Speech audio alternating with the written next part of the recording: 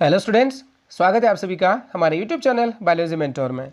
आज हम लोग वंशागति और विविधता के सिद्धांत के अंतर्गत एक संकर संकरण या मोनोहाइब्रिड क्रॉस और मेंडल के वंशागति के पहले नियम प्रभावता के नियम के विषय में पढ़ेंगे। तो आइए शुरुआत करते हैं। मेंडल के वंशागति के नियम, मेंडल्स लॉ ऑफ इनहेरिटेंस, एक संकर संकरण पर आधारित नियम जिसमें प्रभावता का नियम और पृथक्करण का नियम शामिल है, और द्विसंकर संकरण या डायहाइब्रिड क्रॉस के आधार पर मेंडल ने स्वतंत्र अवरोहण का नियम दिया। तो सबसे पहले हम लोग समझते हैं कि एक संकर संकरण या मोनोहाइब्रिड क्रॉस क्या होता है। ऐसा संकरण जिसमें एक ही लक्षण के दो विपर्यासी रूपों के अध्ययन के लिए संकरण कराया जाता है, तो इसे एक संकर संकरण कहते हैं या मोनोहाइब्रिड क्रॉस कहते हैं। जब दो जनकों या दो पौधों या दो जीवों के बीच में किसी एक लक्षण के दो विरोधी रूपों के बीज संकरण कराया जाता है, तो इसे एक संकर संकरण कहते हैं। इसे हम लोग एक उदाहरण की सहायता से समझते हैं। मेंडल ने मटर के दो पौधे लिए।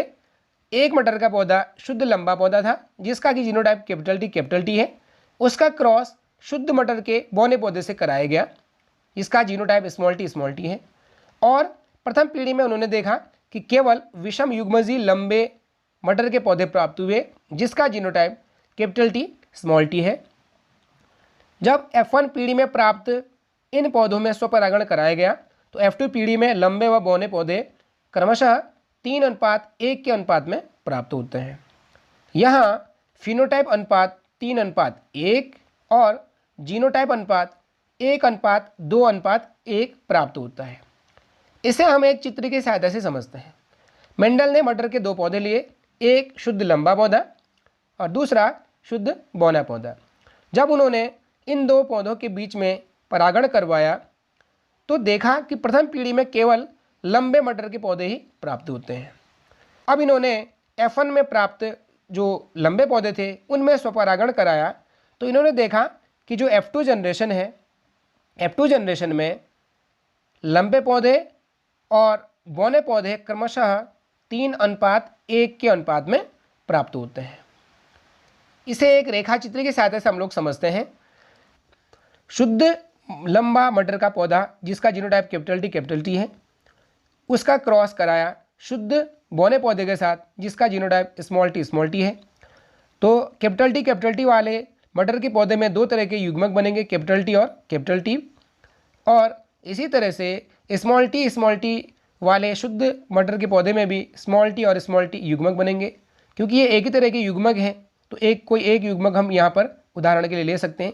तो कैपिटल टी और स्मॉल टी वाले युग्मक F1 जनरेशन में जब इनका संकरण होता है तो F1 जनरेशन बनती है और उसके द्वारा कैपिटल टी स्मॉल टी अर्थात सभी पौधे जो F1 पीढ़ी में प्राप्त होते हैं वे सब संकर लंबे पौधे प्राप्त होते हैं।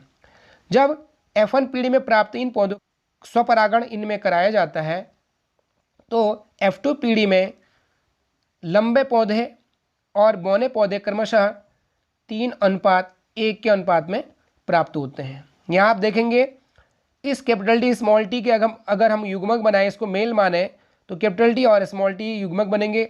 इसी तरह से दूसरे जो कैपिटल टी स्मॉल टी है इसके भी युग्मक बनाए तो कैपिटल टी और स्मॉल टी बनेंगे। अब हम इन्हें संकरण के द्वारा मिलाएंगे।